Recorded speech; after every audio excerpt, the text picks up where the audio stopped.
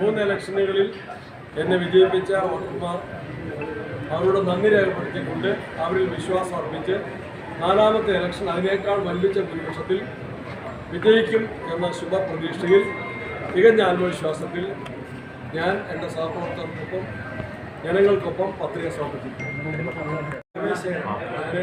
നിങ്ങൾക്കെല്ലാം അറിയാം, ഡൽഹിയിലെ ചർച്ചകളിലായിരുന്നു. തീരുമാനങ്ങൾക്ക് ശേഷം ഞാൻ ഇരിഞ്ഞാന്നാണ് എൻ്റെ സഹപ്രവർത്തകരും ജനങ്ങളും ആവേശകരമായ ഒരു സ്വീകരണമാണ് നൽകിയത്.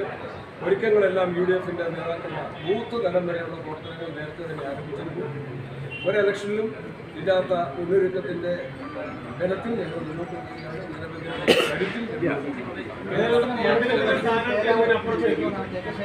അതിനെനിക്ക് ആക്ഷേപത്തിനെ ഞാൻ സ്വാഗതം ചെയ്യാം.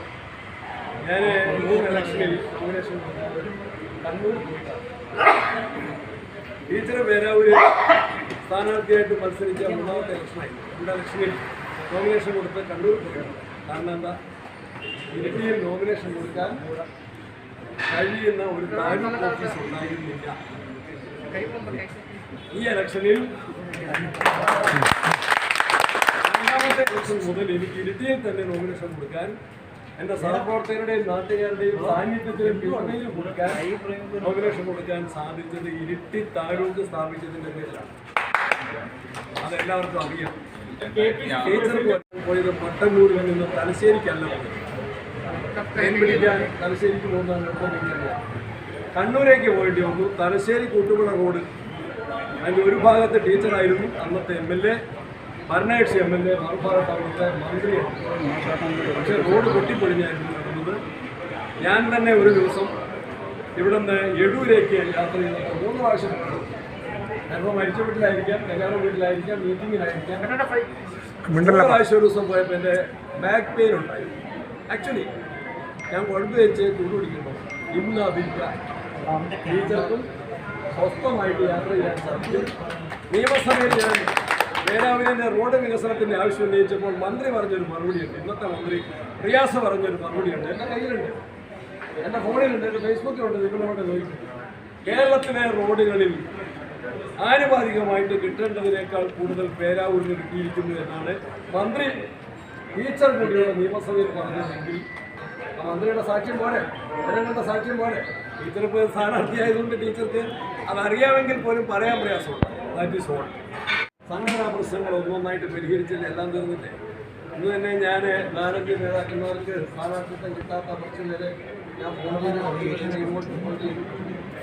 ഞാൻ ആ കാര്യങ്ങളെല്ലാം നമ്മുടെ നേതാക്കന്മാരുടെ സഹകരണത്തോടെ DD സതീശൻ, രമേശ് ചെന്നിത്തല, K സുധാകരൻ ഇവരുടെ എല്ലാം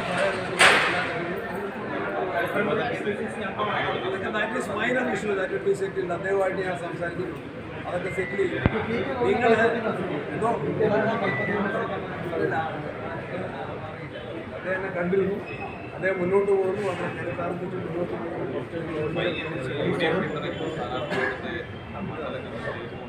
അതൊക്കെ നമുക്കറിയാമല്ലോ. ആരംഭത്തിൽ ചെറുപ്പം ചെറിയ ചെറിയ പ്രയാസങ്ങളൊക്കെ ഉണ്ടാവും.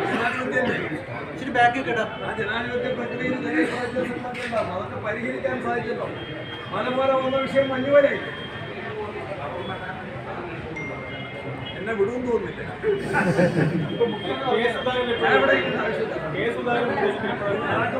UDFിൻ്റെ പേരാവൂരിലെ നേതാക്കന്മാരുടെ കഴിവും പ്രാപ്തിയും ജനവിധയും വെച്ച് ഞാനിവിടെ നിൽക്കേണ്ട ആവശ്യമില്ല.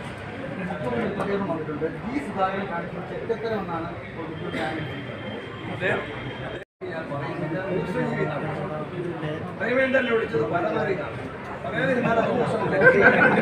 പറയുന്നില്ല എന്ന് വെച്ചാൽ ഇവർ സംഭവിക്കുന്നു. ഇവരെന്നെ പറയുന്നത് കുത്തുക. അതുകൊണ്ട് ഞാൻ പറയുകയാണ്, അദ്ദേഹം താമരശ്ശേരി ബിഷപ്പിനെ ദീർഘജീവി എന്ന് വിളിച്ചു, പ്രേമേന്ദ്രനെ പരമാറി എന്ന് വിളിച്ചത്. ഇപ്പം ജി സുധാകരനെ എന്തൊക്കെ വിളിക്കും?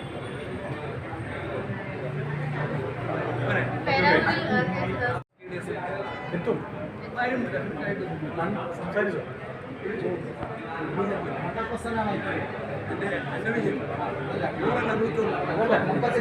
മൊത്തത്തില് 101 സീറ്റല്ല ഞാൻ പറഞ്ഞത്, 110 സീറ്റ്.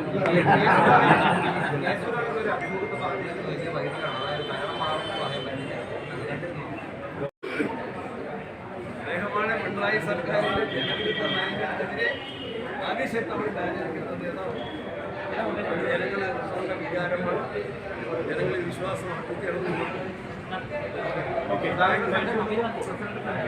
ആർക്കും സംശയം.